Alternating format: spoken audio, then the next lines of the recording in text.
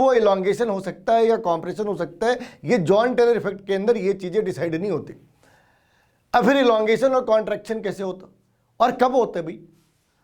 तो अगर सपोज तुमने कॉपर के ही केस ले रखे हैं तो यहाँ पे हमें दो बिल्कुल अपोजिट किस्म की प्रॉपर्टी देखने को मिल सकती है। बिल्कुल दो अपोजिट प्रॉपर्टी तुम्हें देखने को मिल सकती है। और दो अपोजिट प्रॉपर्टी क्या भी कि ये जो बॉन्ड है, जो एक्सियल बॉन्ड है, एक्सियल बॉन्ड्स आर लॉन्गर,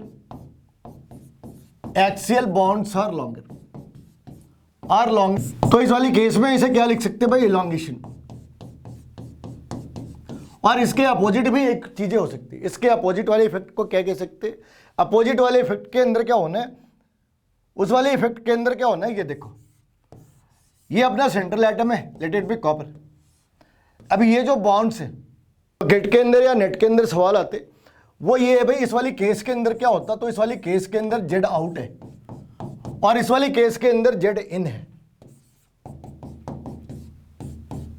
जो जेड एक्सिस है ये पहले वाले केस के अंदर आउट है और जो दूसरी वाली केस है इसके अंदर ये इन है। अब पहले वाली केस में जब वो आउट है, जब क्या होना, उस वाली केस के अंदर इसकी एनर्जी कम होनी है। तो अगर एनर्जी कम होनी है तो d x square minus y square top पे होगा, उसके नीचे डी जेड स्क्वायर होने हैं। और एक्स की जेड की वैल्यू कम है तो लोअर पार्ट के अंदर एक्स वाई और एक्स जेड होने हैं, slightly upper it's x y. तो अगर इसकी एनर्जी डायग्राम बनानी हो तो it can appear like this. 2g है और ये eg, this is going to divide like d x square minus y square and this one is d Z.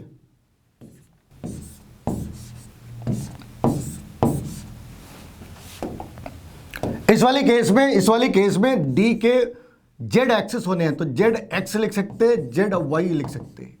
और इस वाली पार्ट में ये जो एनर्जी है ये है अपना 0.6 और ये है माइनस 0.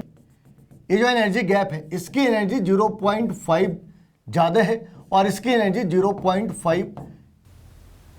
इस वाली केस में एक की वैल्यू कितनी होगी? 1/3, ये प्लस है और ये -2/3 लेट इट बी क्यू।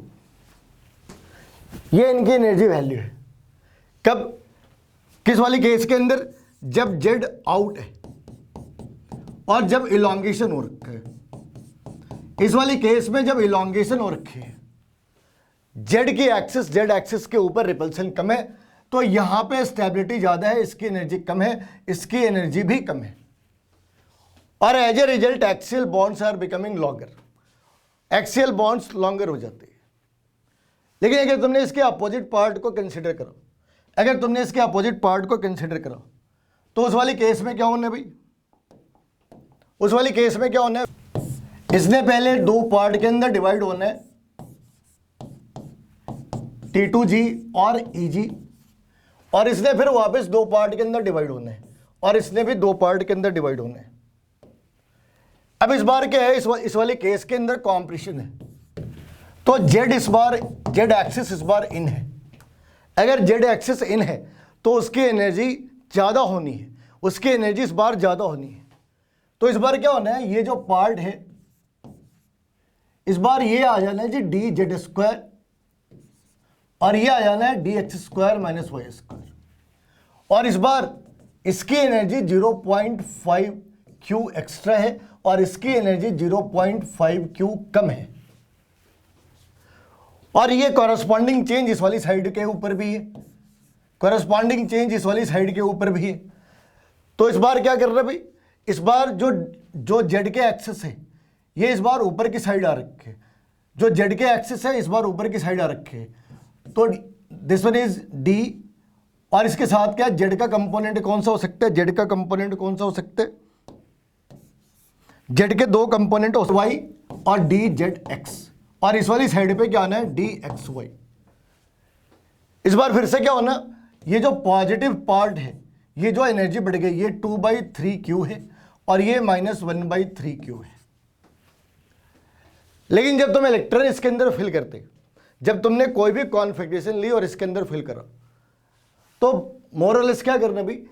इसमें जितने इलेक्ट्रॉन है मल्टीप्लाइड बाई -0.4 और इसमें जितने इलेक्ट्रॉन है मल्टीप्लाइड बाई 0.6।